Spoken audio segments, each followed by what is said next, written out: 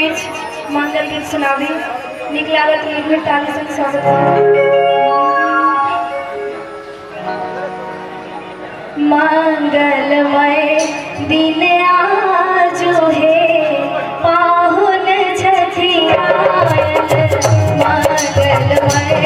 दिन आजो हे पाहुन छठी आयल धन धन जागल भाग हे धन धन जागल भाग हे मन